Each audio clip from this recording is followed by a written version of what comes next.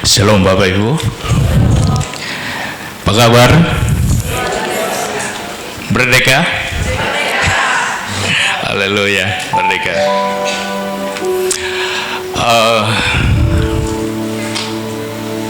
Pagi hari ini kita akan belajar tentang firman Allah dan saya beri judul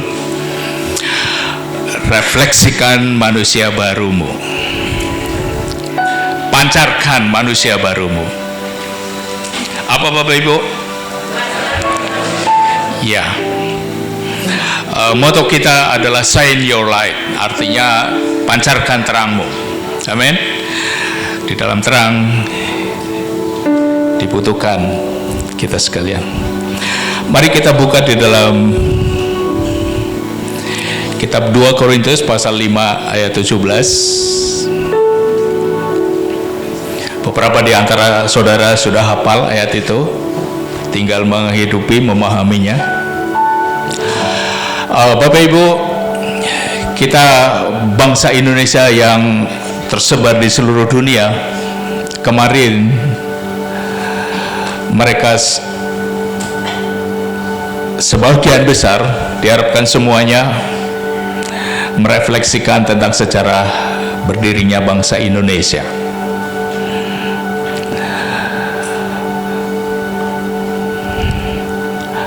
Pagi hari ini saya ingin mengajak saudara untuk merefleksi tentang kehidupan saudara. Ada manusia lama, ada manusia baru. Tetapi siapa yang ada di dalam Kristus, ia adalah ciptaan baru. Yang lama sudah berlalu, sesungguhnya yang datang, yang baru sudah datang. Saya harap kita bisa merenungkan ayat ini, bisa menjadi cermin bagi tuntunan langkah kehidupan kita sebagai orang-orang Kristen, sebagai bintang-bintangnya Tuhan, sebagai terangnya Tuhan, untuk menyinari kegelapan di dalam hati kita dan di lingkungan kita atau di dunia kita. Saya ingin sekali lagi untuk mengajak Bapak Ibu mempelajari lebih dalam, karena firman Allah bisa ajaib sekali, dahsyat, tetapi kalau tidak dipahami, tidak didalami, kita akan mengalami kerugian. Padahal firman Allah mengandung kuasa ajaib, sanggup mengubah keadaan keterpurukan kita sekalian. Amin.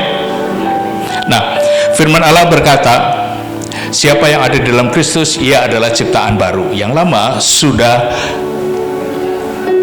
pergi. Sesungguhnya yang baru sudah datang. Nah, saya ingin mengajak saudara untuk memperhatikan apa artinya kata sesungguhnya. Dalam bahasa Inggrisnya dipakai kata behold. Kata behold itu artinya lihat. Jadi mari kita akan melihat tentang kehidupan kita. Beberapa di antara kita harus menghadapi pergumulan, ada di tengah-tengah tarikan antara kekuatan manusia lama dengan kekuatan manusia baru. Setiap kita pasti akan menghadapi hal itu. Itulah pergumulan, perjuangan hidup kita. Kata sesungguhnya artinya itu lihat. Lihatlah kepada kekuatan manusia baru, saudara, yang ada di dalam Kristus. Jadi saya kembangkan pengertian daripada behold, yaitu lihat. bisa juga dimaknai dengan bayangkan. Coba bayangkan, bahwa saudara adalah manusia baru. Coba perhatikan, dan kita harus memperhatikan setiap hari cara hidup kita, cara kita merespon, cara kita buka perhatian atau telinga kita untuk mendengar apa yang akan kita dengar. Ada yang perlu kita dengar, ada yang tidak perlu kita dengar. Ada yang perlu kita perhatikan, ada yang perlu kita cuekin. Masa bodoh, emang gua pikirin. Pengertian lain dari kata behold adalah fokus. Ayo kita fokus, perhatikan bahwa sesungguhnya ada manusia baru di dalam diri kita yang jauh sekali berbeda, tapi masing-masing ada kekuatannya. Cuman kekuatan manusia baru, karena manusia baru harus dihidupi di dalam Kristus, maka ada kedahsyatan di dalam keadaan manusia baru kalau kita mau menghidupinya. Kristus Yesus, dialah yang kita panggil Yehova, dialah yang kita panggil Elohim, El Shaddai, El Roi, dan sebagainya. Nama daripada Allah kita yang satu itu memang banyak, tapi tidak perlu pusing, sebab di dalam setiap nama yang Allah buat itu mengekspresikan karakter tertentu. Katakan saja, kalau saudara menyebut El Kados, itu artinya Allah Maha Kudus. Karakter kekudusan itu melekat di dalam nama El Kados. Yehova, Allah yang Maha Kuasa. Elohim, Allah Sang Pencipta. Semuanya punya makna, dan itu memang nama Allah kita yang tunggal, yang kita sebut Yesus.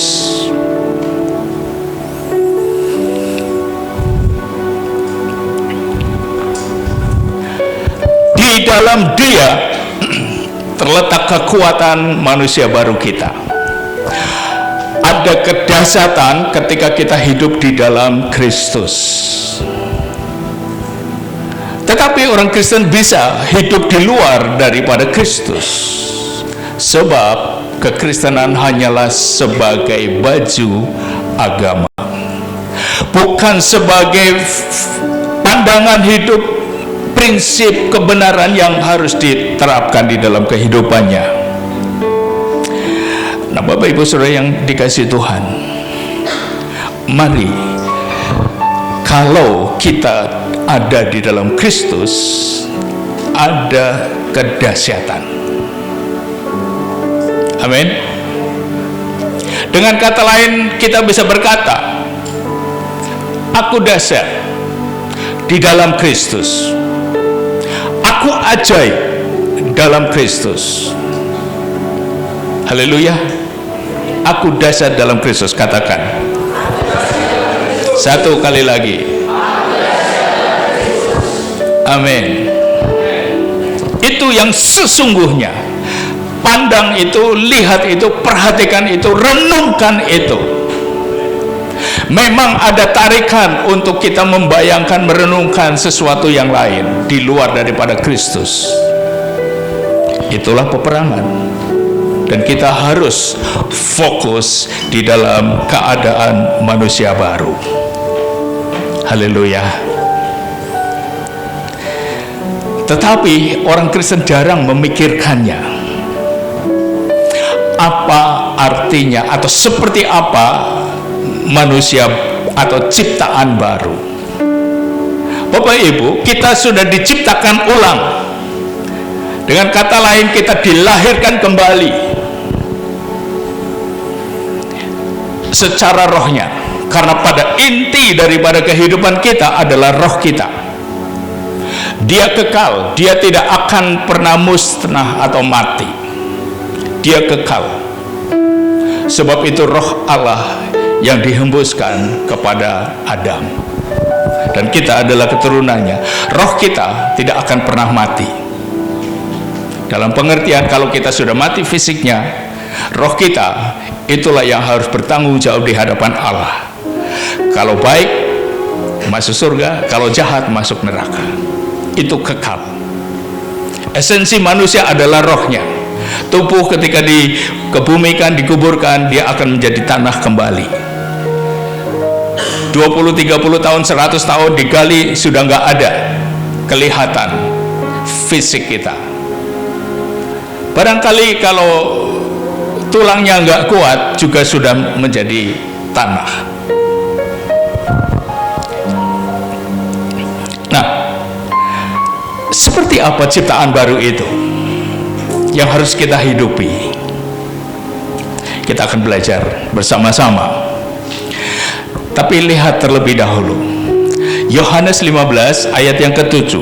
Di sana dikatakan begini, jikalau kamu tinggal di dalam aku, garis bawahi dalam aku. Tadi di dalam 2 Korintus 5 ayat yang ke-17, garis bawahi dalam Kristus. Ini oknum yang sama yang berbicara, yang dibicarakan berkaitan dengan di dalam Kristus dan di dalam aku. Itu maksudnya. Kalau Korintus, oleh karena Paulus, dia menyampaikan di dalam Kristus. Yesus sendiri secara langsung berkata di dalam aku. Dan dia berkata kepada murid-muridnya, jikalau kamu tinggal di dalam aku, itulah manusia baru. Tandanya, firmanku tinggal di dalam kamu. Ini validasi bahwa kita adalah manusia baru. Apakah kita menyimpan di dalam bejana hati kita firman Tuhan? Nah, makanya mari kita memperbanyak bejana hati kita, kita perbanyak isinya dengan firman Allah.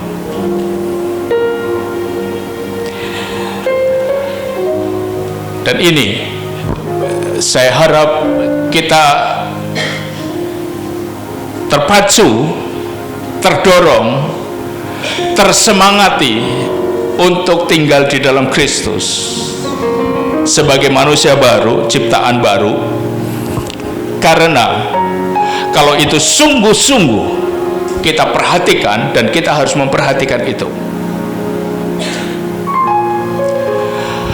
keadaan lingkungan di dunia, harta kekayaan bendawi bisa menarik perhatian kita begitu besarnya, sampai-sampai kita lupa baca Alkitab, sampai-sampai kita lupa berdoa, sampai-sampai kita lupa beribadah. Dan kalau sudah lupa beribadah, banyak hal yang akan dilupakan, percayalah. Nah, tetapi kita harus memperhatikan yang ilahi, yang baru di dalam Kristus. Dan nanti akan tervalidasi, akan terbukti dengan apa yang kita alami. Firman Tuhan berkata, jikalau kamu tinggal di dalam aku dan firmanku tinggal di dalam kamu, perhatikan ini, minta apa saja yang kamu kehendaki, dan kamu akan menerimanya. Itu harus menjadi impian kita sekalian. Soalnya kalau pergumulan, keinginan kita, harapan kita, tapi tidak terpenuhi, membuat hati kita kecewa, patah semangat, mungkin kepahitan, putus asa.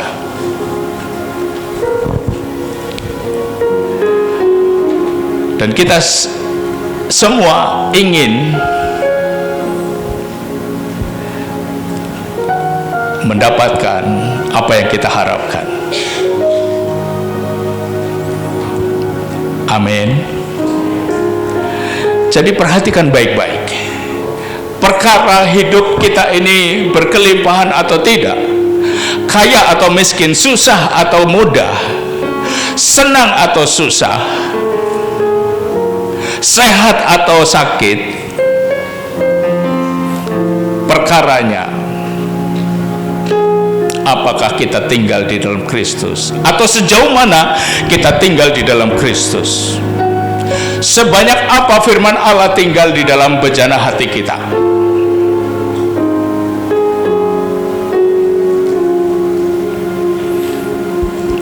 Sebab kalau kita banyak menyerap firman Allah, berarti kita menyerap roh Allah di dalam hati kita. Roh Allah makin besar, makin bebas, roh kita juga makin besar.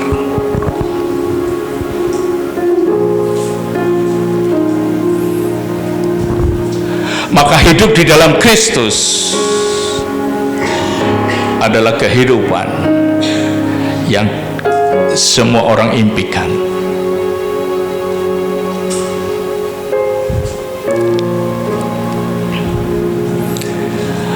Tuhan berjanji kepada saudara. Saudara punya keinginan apa? Dan Tuhan katakan sebelum meminta,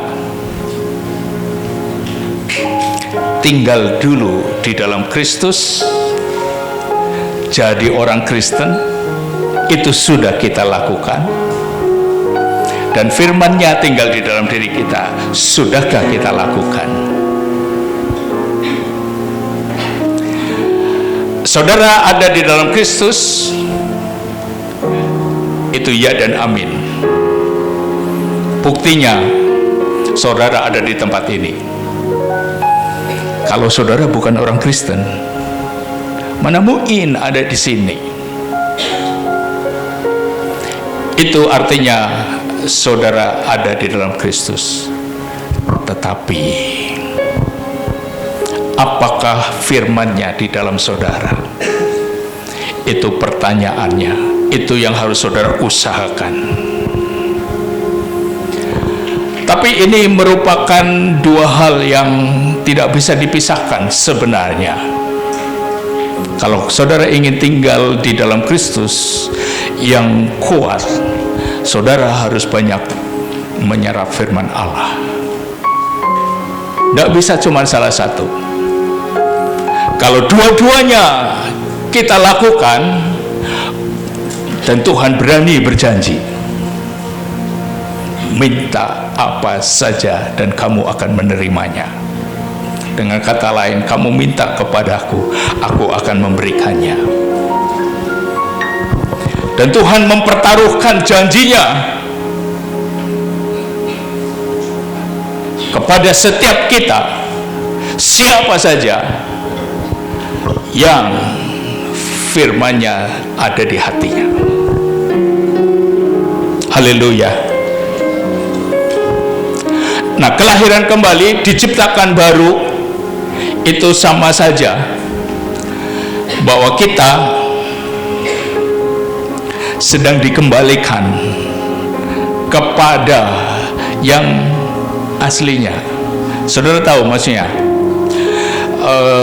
Antara produk ori sama produk second, apalagi yang ketiga dan keempat, kualitasnya jauh berbeda.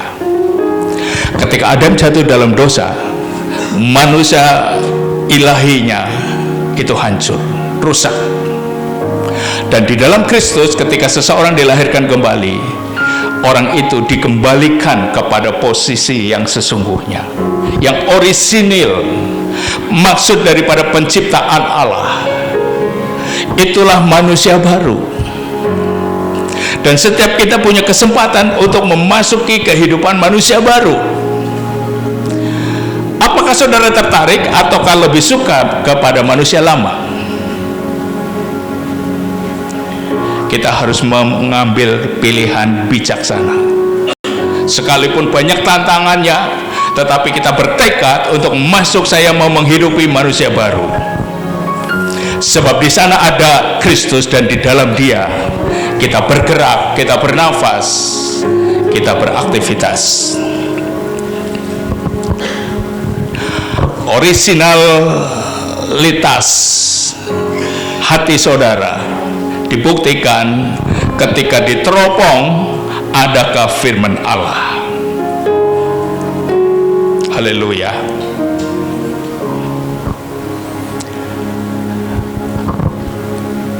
Manusia ciptaan baru itu dahsyat. Ada kualitas ilahi di dalam diri setiap ciptaan baru. Katakan, di dalamku ada kualitas ilahi. 1, 2, 3. Kualitas ilahi. Perkataan kita bisa sekarakter, sesifat, seotoritas dengan perkataan Tuhan. Kalau kita sudah begitu melekat dengan Tuhan, perkataan saudara berkuasa. Amin. Dan perhatikan perkataan orang-orang di atas saudara yang berotoritas. Dalam keluarga seharusnya adik taat kepada otoritas kakak, anak-anak kepada orang tua, istri kepada suami, punya otoritas. Tapi mungkin sekarang kehidupan kita kacau balau, tidak memahami tentang hierarki kehidupan keluargaan Kristen, sehingga kakak, mama, suami ngomong apa kita abaikan. Itukah yang digambarkan, direncanakan Allah di dalam keluarga Kristen? Tentu tidak. Mari kita tunjukkan otoritas perkataan kita dengan firman Allah yang menguasai kita. Kita tinggal di dalam Kristus. Itulah manusia baru. Jangan hanya karena seorang istri dia lebih berhasil di dalam bisnisnya, kemudian menyepelekan suaminya. Salah. Siapa yang mau protes? Salah. Bagaimanapun juga Tuhan menetapkan kepala keluarga bukan istri, bukan mama. Siapa? Jawab sendiri. Haleluya. Ketika kita tinggal di dalam Kristus dan firman-Nya tinggal di dalam kita, ada kualitas ilahi di dalam hati kita. Ada kesanggupan Allah ditanam di dalam firman-Nya yang ada di hati kita. Itu sebabnya kita punya otoritas, khususnya kepada musuh kita. Ingat itu.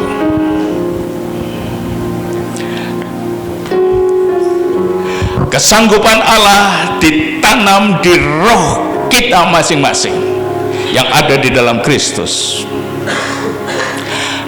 Itulah sesungguhnya rencana Allah, rancangan Allah. Bukankah ajaib hidup kita?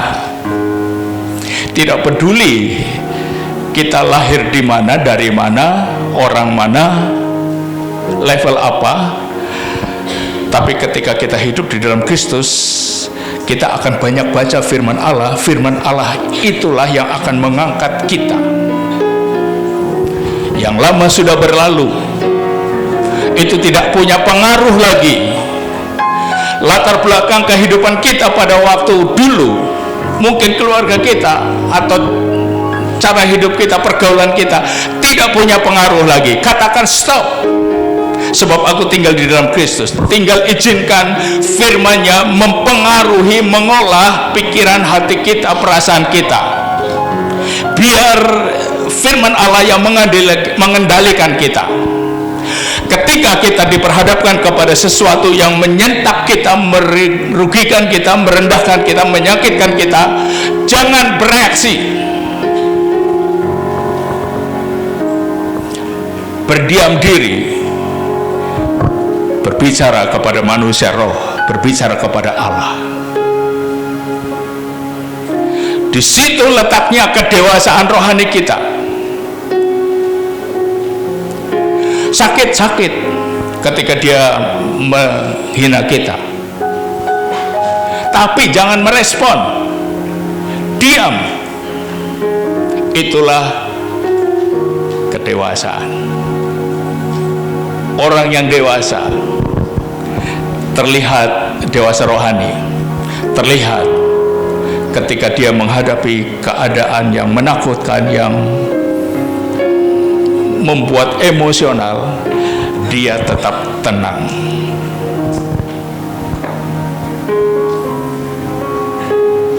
Bisakah saudara tenang ketika saudara disakiti? Bisakah kita tenang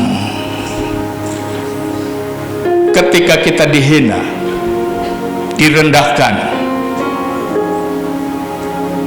Lebih baik nangis daripada marah, sebab Tuhan akan melihat air mata kita. Kita tahu saya nggak boleh ngomong, tapi nggak bisa, mulutnya itu ya udah nangis saja di hadapan Tuhan. Tetapi orang yang dewasa, dia tenang. Orang yang tinggal di dalam Kristus dan firman-Nya tinggal di dalam dia, dia tenang.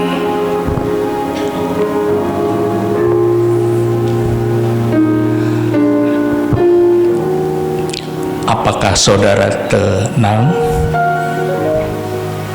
Haleluya. Ini pertanyaan yang saudara harus jawab.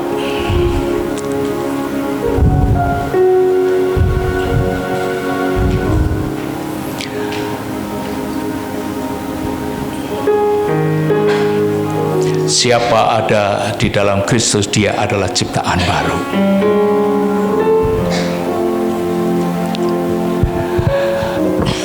Biar ayat ini kita terapkan di dalam kehidupan kita. Sebelum saudara tertutup matanya, terlelap tidur, tanyakan dulu kepada diri sendiri. Apakah aku menjalani kehidupan tadi siang sebagai manusia baru, atau meresponi dengan manusia lama?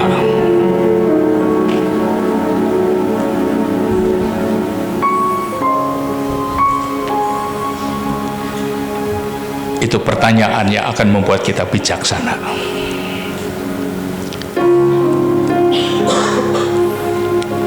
Apa artinya menjadi manusia baru? Kita harus membuat hati kita tetap murni, bersih. Jangan biarkan ada kepahitan, kemarahan, kejahatan, iri hati, dengki, dan segala macam yang mencemari kemurnian hati kita. Tinggalkan. Soalnya kalau tidak ditinggalkan, kalau saudara baca Efesus 4 ayat 29, 30, 31, Tuhan yang saudara sembah, yang tinggal di dalam hati saudara, dia berduka. Kalau satu pribadi berduka, itu tidak akan mudah melakukan apa yang kita sebagai partnernya inginkan. Jangan biarkan Roh Kudus di dalam diri kita berduka oleh karena kepahitan yang saudara pelihara.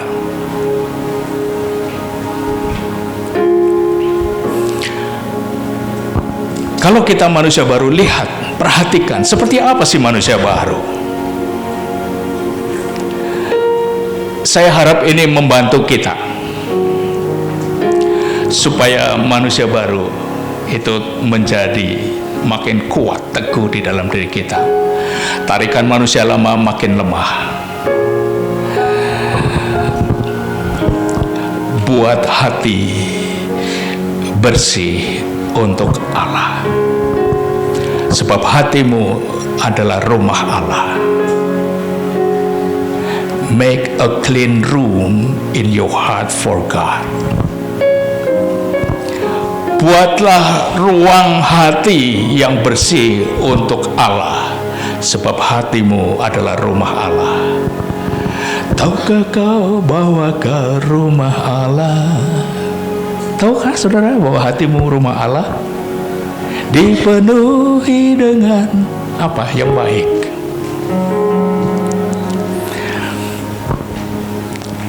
Jangan cemari hati kita. Dunia ini, lingkungan ini, pergaulan ini seringkali mengotori hati kita.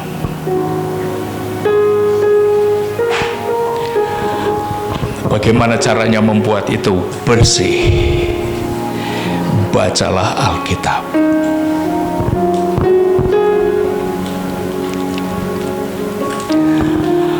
Hati merupakan ruang doa. Saudara bisa pergi kemana saja, tapi saudara bawa hati saudara. Ada ruang doa di dalam hidup saudara.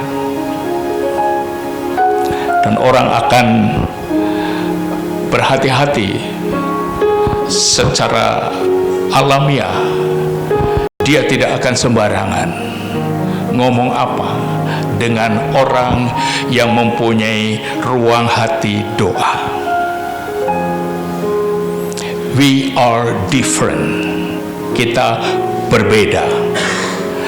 Disitulah Allah menuntut kita, shine your light, itulah terang, dan saudara harus memancarkan terang itu. Mahasiswa, jadilah bintang. Amin. Salah satu sifat atau karakter bintang itu apa? Memancarkan terang. Dan itu tidak bisa digelapkan. Harus bersinar. Shine your light. Firman Allah berkata, kamulah terang dunia. Bukan orang lain, bukan pendeta yang mengatakan bahwa engkau adalah terang dunia. Firman Allah berkata, engkau adalah terang dunia. Firman Allah berkata, engkau adalah ciptaan baru. Orang yang berkuasa, punya kualitas ilahi, punya kekuatan ilahi. Jangan takut. Hidup adalah peperangan. Saudara punya musuh, tapi saudara tidak boleh takut dengan musuh. Mau sebesar apa? Sebesar Goliat. 5 orang Goliat. Saudara kecil kayak Pak Kris, tapi tidak boleh takut, sebab kecil-kecil seperti ini ada Allah yang besar. Haleluya. Saudara, orang lain bisa merendahkan, bisa menghina, bisa menyakiti Pak Kris.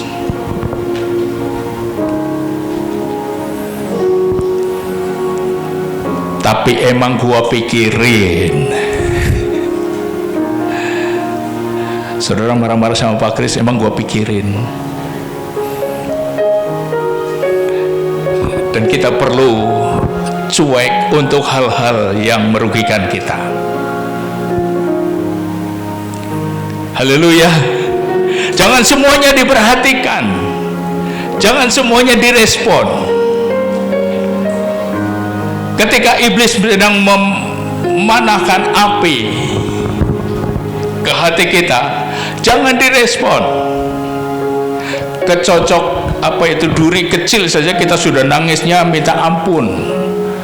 Ketika dilihat mana darahnya keluar aja kagak. Oh, patah juga tidak, cuman kesentuh. Tapi kan orang bisa nangis, nangis banget kayak gitu ya. Orang dewasa supaya ingat. Saudara pernah nonton film Rambo? Pernahkah saudara melihat Rambo kesobek tangannya dengan ranting, terus dia nangis? Dia malah mengambil belati, dibakar, terus sentuhkan untuk ngoperasi, misalnya tangannya tertembak, kan begitu ya. Orang dewasa tidak boleh sedikit-dikit tersinggung, dikit-dikit nangis, dikit-dikit ngambek. Sudah dewasa. Haleluya. Jaga hati tetap murni, tetap bersih. Make a clean room for God. Tuhan butuh ruang di hati kita, tapi Dia akan tinggal betah kalau hati kita bersih. Bersih dari kemarahan, bersih daripada omelan, bersih daripada pikiran-pikiran negatif. Dan kita berjuang untuk menyediakan ruang yang bersih bagi Tuhan yang kita kasihi. Apakah saudara mengasihi Tuhan? Ciptakan ruang hati yang bersih.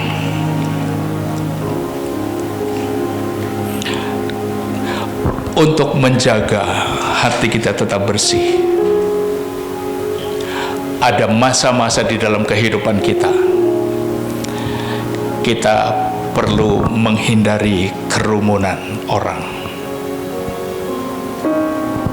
Kita perlu menciptakan waktu tersendiri dengan Tuhan, supaya hati kita bersih. Semakin bersih, kita harus mengundurkan diri daripada keramaian dan menyendiri dengan Tuhan.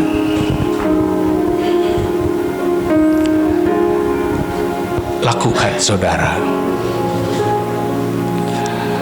Mungkin hari-hari saudara, aku nggak suka kesendirian, takut kesepian,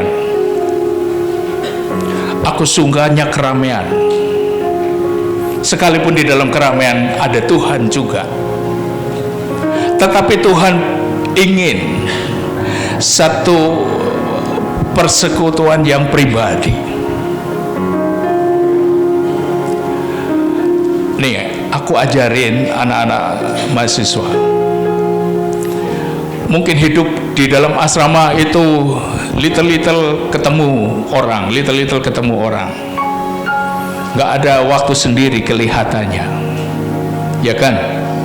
Dan ada yang menikmati dan lupa berdoa. Di dalam situasi apapun, usahakan ada ruang atau waktu tersendiri untuk Tuhan. Mau di tengah malam, kalau di tengah malam agak berat, saudara akan ngantuk. Kecuali kalau sudah tua, kayak Pak Kris, bisa saja berjam-jam di tengah hari. Yang kita yang sudah tua. Tapi kalau masih muda, biasanya itu waktu tidur. Bangun cuma 15 menit saja, bayar hutangnya sampai 1 jam. Berarti kan 4 kali lipat. Haleluya. Maka kita menciptakan waktu tersendiri khusus kita sendiri. Tidak ada yang tahu, tidak ada yang ikut dengan Tuhan. Kelihatannya kita sedang mengarahkan kepada satu kehidupan hamba Tuhan, ya. Ya, kita semuanya hamba Tuhan. Di dalam kesibukan saudara kerja di kantor antara Jakarta, Bekasi atau di mana, saudara bisa punya waktu. Mau terserah saudara. 1/4 jam, setengah jam, 45 menit, 1 jam, 2 jam sendiri dengan Tuhan. Itu baik. Ingat, ada waktu untuk mengindirkan diri daripada keramaian atau daripada kerumunan, daripada pergaulan. Ada masanya kita memang harus bergaul. Amin, supaya seimbang. Nah,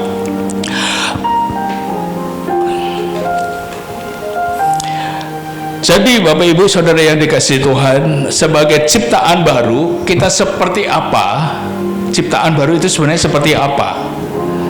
Itu harus kita lihat, behold, pikirkan, pelajari, Nah, jadi didapati satu perenungan bahwa untuk menjadi ciptaan baru itu artinya tindakan kita, kebiasaan kita berbeda dengan manusia lama. Manusia baru harus mengisi tadi, harus membuat ruang khusus untuk Tuhan, bangun kebiasaan berdoa. Apakah saudara biasa berdoa?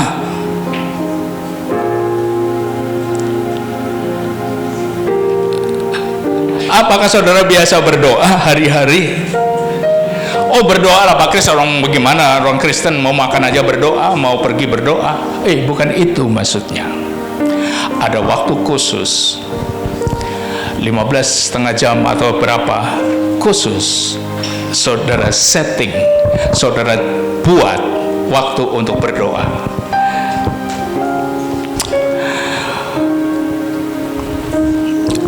Untuk membangkitkan kesadaran saudara bahwa saudara harus membangun kehidupan doa, maka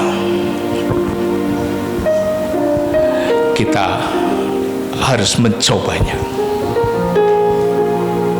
Perhatikan baik-baik. Mari kita beralih dari manusia lama kepada manusia baru. Kenapa Tuhan katakan sesungguhnya? Kenapa Paulus berkata sesungguhnya?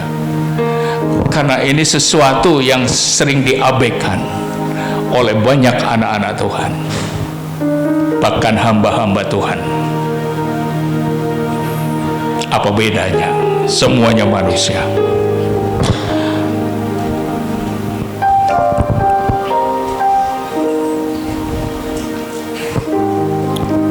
Mari kita atur hati kita.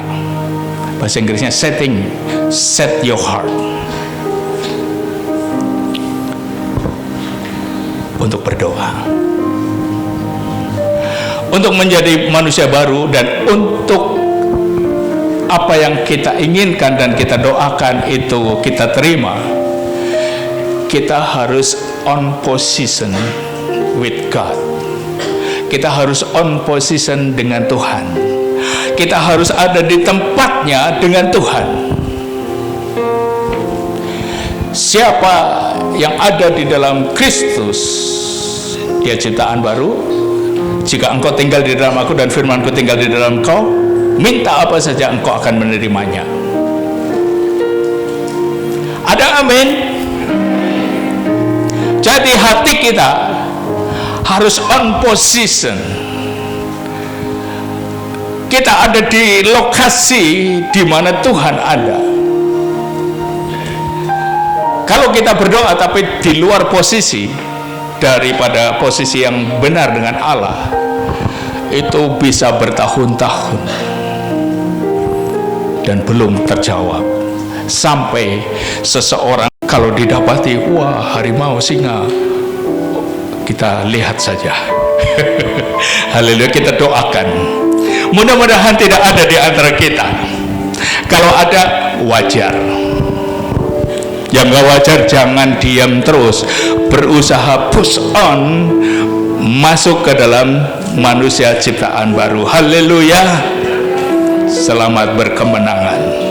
Merdeka.